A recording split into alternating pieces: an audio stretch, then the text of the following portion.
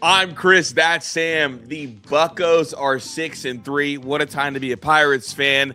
The Mets finally started to get the bats going a little bit. Guys like Bo Bichette hitting a little bit more. Simeon's hitting a little bit more. Got his first bomb a couple nights ago. Vientos hitting a little bit more. He seems really locked in. But there is the bad news. The Mets have officially placed Juan Soto on the IL with a right calf strain. He left Friday's game in the first inning. That typically takes about 2 to 3 weeks. So that's what we're looking at. Bad news for the Mets, who it did seem like the offense was starting to pick up a little bit. Thoughts on this? Because Soto's always been someone who's played a ton. Like he doesn't. He's kind of a workhorse, even though doesn't. Yeah, he's a workhorse.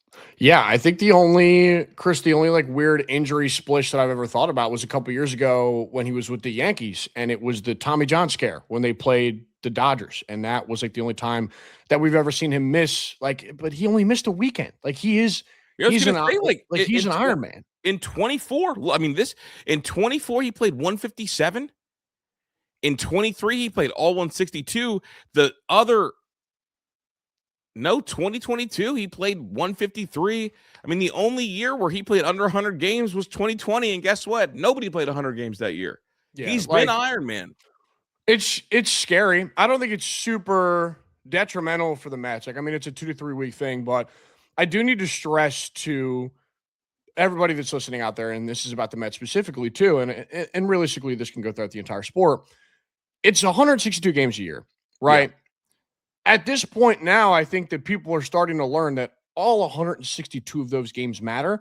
Absolutely. And I think for the Mets, they're going to be in a really tight division race this year. I think that we think Philly's going to be really good. Miami looks crazy early on. We'll see what the Braves are down the line, but I think that they need to win as many games as possible to be able to win that division this season. And a 2 to 3 week splish for Soto sucks for them because it really started to look like they were clicking, Chris. Yeah, I mean, they just swept the Giants. The offense was hitting. You started to see, obviously, Bo Bichette got off to a horrid start, but you and I talked about it. A lot of times when guys go to the Mets, those guys start off slow, and Bo Bichette got to, you know what? I'm not going to take the daddy hacks. I'm going to go up there, and I'm just going to hit piss missiles all over the yard, and I'm going to single this thing to death. And so, the Mets offense got going. Their last 3 games, 5 runs, 9 runs, 10 runs.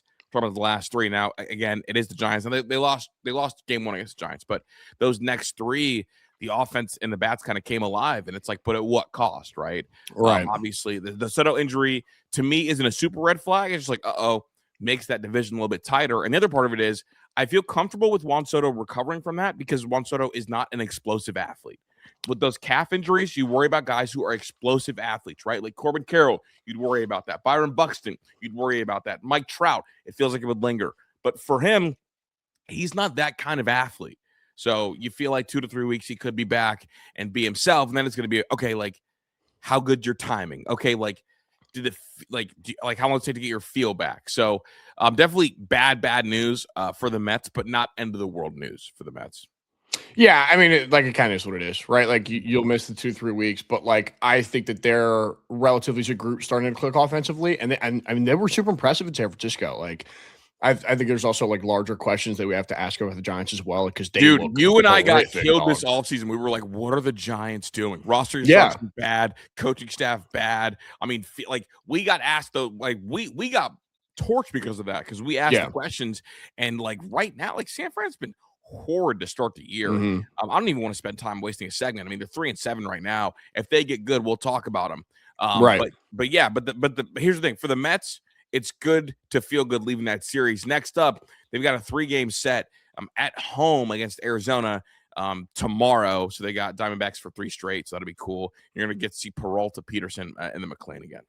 Yeah, they're starting to get it all together. I think that they're going to be good this year, Chris, and especially it sucks to lose Soto, but I think it's a 2 to 3 week thing. They'll be perfectly okay. Yeah, no, I agree. Our Buccos 6-3, big dog. So I'm just going to go through division leaders: Yankees division leader, Cleveland division leader, Astros division leader, Marlins division leader, and Milwaukee 7-2 division leader. Pirates right behind him at 6-3. You and I were early on the Pirates. Look, they're 3 straight against Baltimore, and they took 2 out of 3 against the Reds. They looked apart. Listen, And Baltimore, I actually really liked coming to this year. They look awful, by the way. The Pirates, I mean, Griffin's up, right? Mhm. I think that was kind of the launching point for us as we were kind of waiting for Griffin to come up. Inked him to a sweet extension, I think, for both player and team. I think they get Yep, him at a I really do. cheap figure. I mean, if he's what we think he's going to be down the line, I think that is an awesome figure, team friendly for the Pirates. The Pirates look awesome right now, and I think it is a testament to how talented they are offensively and how talented that pitching staff is. Chris, I think that we know what this team's going to be. They're going to be able to hit really well. I think their pitching staff is going to be super impressive. Their defense is going to cost them games at certain points in time. Hilariously. No, it's hilarious though. Like their defense stinks. Like O'Neal Hilariously bad. Cruz is still like turbo dog in center field. Mhm. Like he's really bad. Like Brandon Lau is not a good defensive second baseman. Like they have areas all across the diamond where they just cannot play defense whatsoever. But it'll be some of the most entertaining baseball that we're going to watch this year. The 2026 Pirates are going to be a fun watch. And honestly, they have been a fun watch and they look great. 6-3, Griffin's up. I love them. My two teams, Pittsburgh Pirates, New York Yankees. Everybody looks great, dude. I have a smile on my face today. Dude, it's buck nasty, dude. The Pirates are hilarious. The Pirates are must-watch television because you'll get an inning where O'Neal Cruz misplays a ball by 25 feet, and then he'll be up to bat and he'll hit one 425 feet. Yeah. It's incredible. It reminds me a lot of like last year, like E6 Volpe, dude. It was like air home run, air home Literally. run, air home run. When you watch the Buccaneers, it's literally like you're opening up an airhead that's mystery flavored. You don't know what you're gonna get.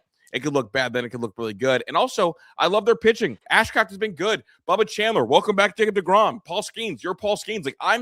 Like to me, they are must-watch television. And one thing that I thought was gonna needed to happen, I was like, all right, like I believe in the Buccos, but they're gonna need Connor Griffin to be really, really good to make the playoffs. I think if Connor Griffin is above average to make the playoffs. Yeah, I think that they have the talent offensively and with the pitching staff to be able to be okay. Like I think that you look around the diamond, like I mean, we have problems with what they are defensively, and Marshall Ozuna has been awful to start his Pirates tenure. But I think that at some point in time, like he'll pick up the bat. Like Brandon Lau's looked awesome early. Like But you Ryan know who's O'Hearn but looks really great I was early. gonna say O'Hearn's hitting 367 with Dude, 11 RBIs. Like, Ryan O'Hearn is legit, and he was yeah, awesome. He was awesome for Baltimore last year. He right. got up to San Diego last year, and he was great. Like they're off. They have the offensive pieces to be able to get down the stretch and look great and hit with some of the better teams in the sport. And I think that I 100% agree with that testament. Like I think if Connor Griffin is above average as a big leaguer this year in his first year, I think that they're a playoff team, 110%. I don't think that they need him to be Superman year one, and we don't expect him to be Superman year one. I don't place those lofty expectations on a rookie player. They have the talent everywhere to be able to be that good. Dude, they're fun to watch. And I will Yeah. say this about in regards to their defense. Their defense is really bad, but I will give credit. Their pitching staff is full of guys who are strikeout guys. Like Skeens can get you 8 to 10. No one would be shocked. I mean, Keller, I mean, 5 or 6. And I mean, shoot, his one start, he had 7 Ks. Bubba Chandler, he's a guy with 99, 100-mile-per-hour stuff. Like his stuff is nasty. And then Braxton Ashcraft, who for me was a breakout candidate. I mean, he struck out 8 yesterday. So like you're talking about 2 starts, 11 Ks. You're talking about guys who like are strikeout guys because the fastball will play. So they're fun. They're exciting. I love it. I do want to switch to someone else who's young and fun and exciting. Chase DeLauder. We avoided the scare, right? Foot, we're good. Home opener. Smokes one. Pimps one. Crowd went crazy. Loved it. Shout out Cleveland. And he has a league leading, at the time of this recording, 5 home runs. Is Chase DeLauder going to hit 25, 30 bombs as a rookie? Or am I tweaking? You know, yeah. Yeah. I'm gonna be so dead ass honest with you. I think that's a stupid question right now. Hey, dude, I think so too. I just don't want to get like. I think. All right, listen. You hit 5 home runs that early, like, and it's hard, right? Because and we just got done talking about Griffin and lofty expectations. Yeah, Dude, I don't want to overreact to 10 games, and I am. Does he have 35 jackpot? I think he has, and this is so disgustingly Yankee coded. I think he has slightly more pop than Jazz. Yeah, he has more slug than Jazz. Yeah, and I think he does have more slug than Jazz. Yeah, Jazz for went sure. 30. Yeah, I think he's got 35 tank pot. I think he can for sure go 35. Slightly, and this is going to sound so gross. I can't believe I'm going to say this. I think he has slightly less pop than Nick Kurtz. Yeah, I think I'm with you. Yeah. I mean, but that's what you've seen early, and especially with the underlying stuff. Like the underlying stuff says that too. So like, I don't disagree with what you have to say whatsoever. I mean, this dude is legitimate, man. Like he is raking at the highest level. The question's always been about his health. Mm-hmm. You can stay healthy. I think we might be able to see 35 in a great rookie year for DeLauder. Like he's been awesome for Cleveland. Listen, dog, we talked about this shit preseason. So like early. we were like, yo, they're at 80. Like their win total's at 80. They're gonna crush that shit. Like they look awesome so far too. And it's on DeLauder's back. And I think that they have, I don't like love what the Guardians are, but if they can get like carried by performances like DeLauder all year, like maybe they can win 85 Dude, games. the Guardians they'll be fine. You should hate what the Guardians are. You get to their first 4 hitters, and then it's like you're facing Rocchio and Arias with the game. I mean, that's what the Yankees are right now. Yeah, low key. They just don't have low key. Hey, look, the DeLauder thing is so. I told my boy this. I don't know if I told you this. When you watch DeLauder hit a baseball, you've seen Ratatouille, right? Yeah. You know when the food critic comes in and takes a bite of the food and it like teleports him back to like his childhood. That's exactly how I felt when DeLauder hit a ball and I heard the sound and it just teleported me back, not that far. It teleported me back to a year ago. The way the ball sounded coming off of Ben Rice's bat. And not that they have identical swings, but there's something about that sound that it's like very Ratatouille, teleport me back. Oh my God, that's exactly how Ben Rice, like it sound coming off Ben Rice's bat. And Ben Rice didn't really swing and miss a ton either. And so you just knew over the course of 162, he's going to run into some pitches with that level of pop that it's going to go. Now, I do think Chase is a better launch angle than Ben did. Yeah. But Ben's changed that. The swing, the bat. Well, hey. Well, hello. You don't want to hear my takes about him. Like I actually, you probably do because like. All right, well, look, on Chase DeLauder, I've never felt happier about a rookie of the year bet, and I felt like, look, Sam, what was the number? What was the number? A plus and a bunch of zeros. Like, yeah, like that's dude. Like you can make some money here, dude. We were down in Florida. I pulled out the Chase DeLauder Bible and was preaching to Sam. I hopped on the train, dude. Like I'm here with you. Like I'm with that, bro. Like I'm game, dog. So funky too, dude. He's fun to watch. You know, he's a pitcher at James Madison when he got there, so he's their Spencer Jones. I mean, I don't think Spencer Jones is very good. Well, no. I mean, in terms of stop talking about the Yankees. Oh no, I just meant Spencer Jones got to Vandy as a pitcher. You know that, right? Yeah. He got to James Madison as a pitcher and switched. That's all I'm saying. No, you got a Ben Rice take in the tank? Yeah, man. Listen, like I've been talking about him on FSY. Like I've been all over him, and I've thrown my stuff out there. Ben Rice at this current juncture, like right now, today, what is today? April 6th. Ben Rice is the best hitter in baseball. Oh, injected into my veins. Like Ben Rice looks like the best hitter in baseball. And from what he was a year ago, I think that, all the underlying stuff was like, well, Ben Rice is unlucky. Like, he's smacking the ball really hard. Like there's all the jokes on Twitter about like average Ben Rice out. And it's like the craziest outfield assist you'll ever see in your life, right? Mm-hmm.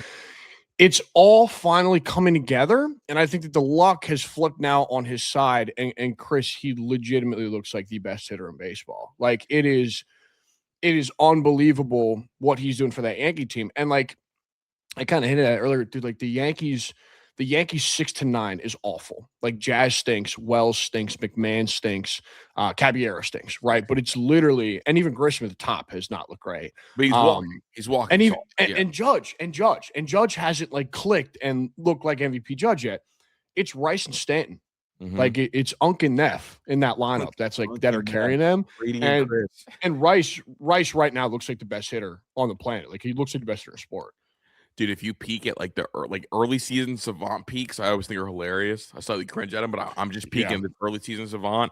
It looks like an Ohio State jersey. That's how much red we're looking at. I mean, we're talking about like 99th percentile in batting run value, 100th percentile in xWOBA, 99th percentile in xSlug, average exit velo, 100th percentile at 97.6 average exit velo, barrel percentage, 98th percentile, hard hit rate, 100, the best in the sport. And that bottom number, he's walking 25% of the time.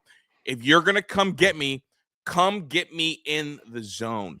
And that is where he's going to, that shot that he had against the Marlins, I dropped my drink. I said, boy, you got it. Like, dude, and we were up there in club level watching that, and I was like, dog, what the hell? And you know what was awesome that game, Chris? If I lived in the hood, I would have ducked it. If I was looking at my TV. If I was still in the hood in the West Side, I would have ducked for sure. And you know what was awesome in that game, Chris? First 3 ABs, he strikes out 3 times in a row. He strikes out 3 times in a row, and then he comes up for the 4th time, laces the ball on the porch. And then he barely misses his second of the day RBI double his next AB. And he came out post-game, was like, you know what? Like, I know that I can do damage even if I go out there and strike out the first 3 times. I can come out and still rake. He's like, dude, he's the best hitter in baseball. Somebody come at me. Somebody please tell me I'm wrong here. Look at the numbers. Like, maybe we'll talk about it in a couple weeks and things are a little different. But right now, he looks like the best hitter in baseball. Like, I will take any arguments here. I'm not listening to you. You're dumb. Ben Rice is the greatest. Okay? Yeah, that's my Ben Rice take, dude. Also, dude, I want to see how much he weighs right now. I need to see like what Ben is on the scale. Well, I think he beefs every year. Bro, like, I think he beefs every year. Because they have listed it at 6'2", 230. He's swinging the bat softer this year and hitting the ball harder. It doesn't make sense. Like, it's ridiculous. I think that the luck stuff is like starting to turn around, and he looks nuts. 100%. I want to ask you, who are your top 3 young arms in the sport right now, dude? Because I remember I was old enough to remember when like everyone thought that like Miz was going to be the next Skeens, and I like Miz a lot. But I'm just curious, like old enough. Dude, it was like last year. 8 months ago. You're nuts, dude. 8 months ago. I know. I'm just curious, like who are your top young arms? Obviously not Skeens. He's like a frontline ace. Yeah. They asked me like about like, is Chase Burns the best young arm? Is Savage the best? Like who are like your top 3 best young arms? So my counter here is, or not counter, but like my question to you is like, what do you consider a young arm? Like year 1, year 2. A year 1, year 2. Okay. I think McLean's great. McLean's awesome. I mean, I know we just yanked it up a little bit, but we could say it. Well, like it's like, yeah, like it's unfortunate, but like I think Schlittler's chosen, McLean is chosen. I'm not as high on Early as a lot of people are. I'm not either. I'm not as high on you Savage as a lot of people are. No, I think he'll regress to the mean. Like once he because he's hurt right now, I think he'll regress to the mean once he comes back. And speaking of regression to the mean, I do want to talk about the Jays at the end of the episode because they stink.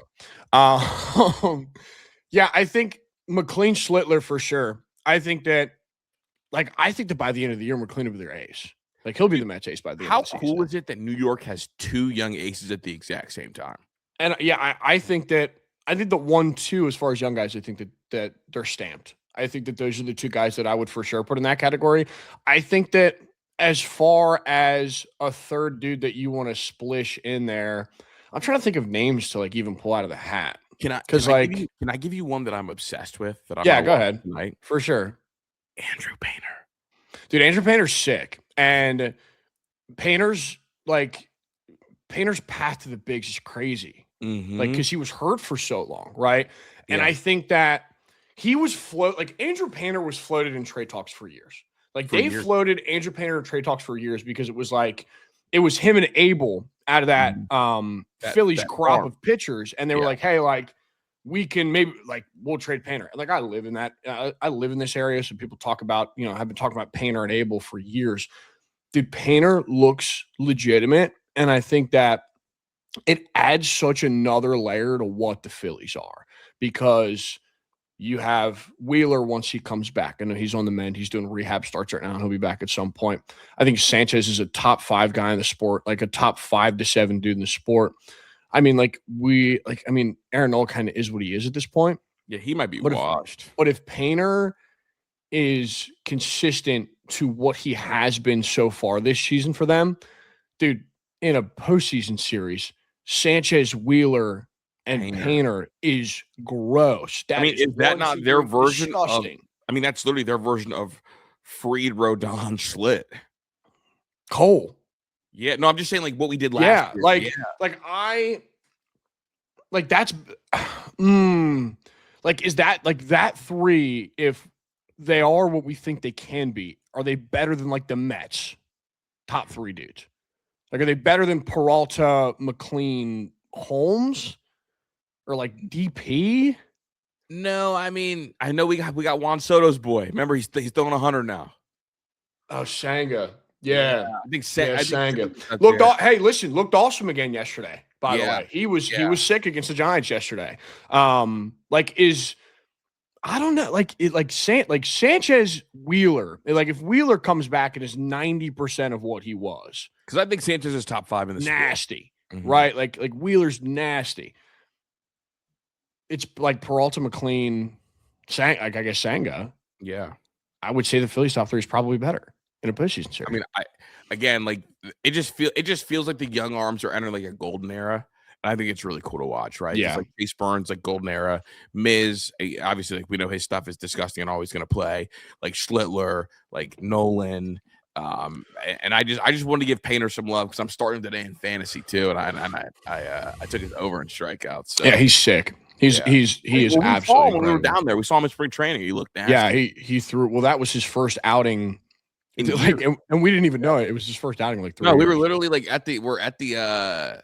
we're debating what we want to get. We were going hot dogs, hamburgers, or I might get like a lobster roll. And like on the broadcast, he's just like dealing. I'm like, oh my God, dude, I forgot he was healthy. Yeah, like he's back, and I think that they've been waiting again. Like they've been waiting so long for him. Yeah, he's finally arrived, and he looks like a legitimate factor for that Phillies team. It's got to feel good when you wait so long for someone and it looks like it's going to play. 100%. You want to talk about a regressor? Dude, the Blue Jays look like shit. Oh no, they look awful. Like they are bad. And listen, a lot of the stuff that's going to play to their early struggles is they are dealing with a ton of injuries. Like they kind of just had a bunch of dudes just kind of all go down within like a 3-day span, which is ridiculous. But the Toronto Blue Jays, and we talked about it so much preseason, it's going to regress to the mean, right? Like what the Toronto Blue Jays were last year, they went to Game 7 of the World Series. I'm never going to take that away from them. But I do think that what a lot of their roster did was play 100% above their means. Like, I don't expect George Springer to be what he was last year. I don't like MVP 4 or whatever it is. Like, he was ridiculous last year. Like, I think Vlad could be better. Like, Vlad was not great last year. I don't think he's been awesome. Like, correct me if I'm wrong. I don't think he's been awesome this year. I could be wrong there. I mean, they're 4-5. If they're like they just got swept by the White Sox. Yeah, like I mean, he's taking his walks, but like batting average, I mean, I guess he's in 290, but it doesn't feel as loud as it did last year. Yeah, like right now, Arnie Clement's leading the team in batting average. I mean, and their team leader in OPS is Miles Straw. I mean, dude, the American League East in general looks awful. Like the Red Sox look bad, the Blue Jays look really bad, the Orioles look really bad. Like I don't necessarily love to like factor in Tampa Bay. Like I don't think that they're like going to be any like great. But like Toronto looks really bad, and I think that they have regressed to the mean. And listen, I don't expect them to be a 500 ball club this year, Chris. Here's the thing: it has a chance to bleed a little bit, right? They just got swept by the White Sox, and now so they dropped their last one in Colorado, then they got swept by the White Sox. And you know who they got now? No. They play the Dodgers. Dodgers for free at night, man. Yeah, and I think that the lesson that I can take from last year as far as with the Blue Jays, dude, when you remember at the end of the year where it was down to the wire, like the Yankees were chasing them down to win that division. I'm going to get you. And then the story at the end of the year, because they ended up beating them out by 1 game, right? The story at the end of the year was, oh, well, you know, if the Yankees would have beat them twice in Toronto, they would have been clear. Like if they would have won 2 more games, they would have won that division.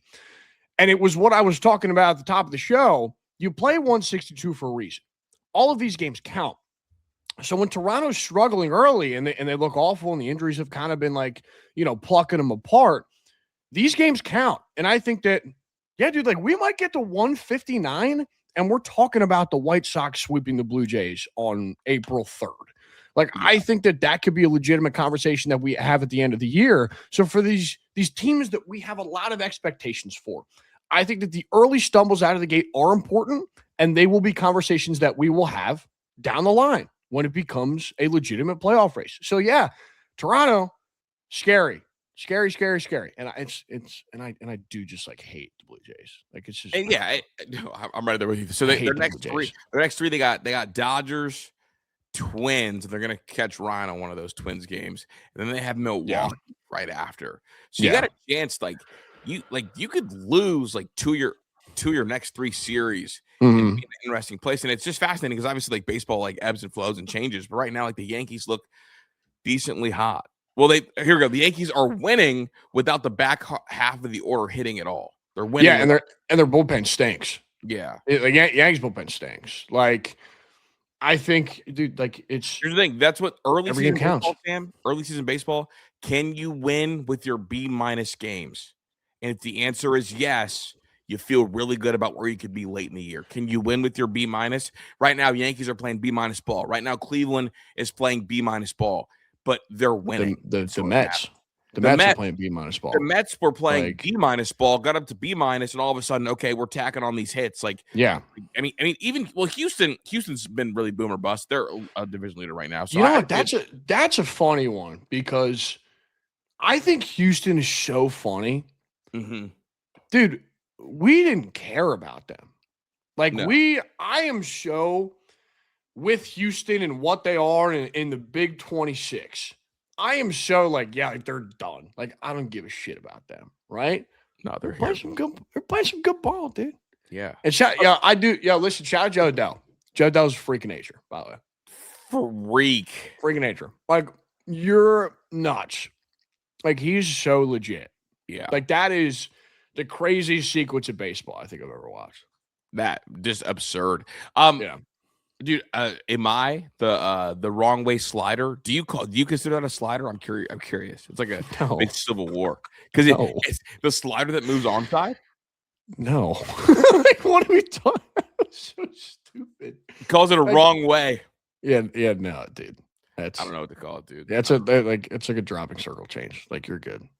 No, it's not a circle change, bro. I think it's like what would you call it though? Like I mean, like it moves like a sinker.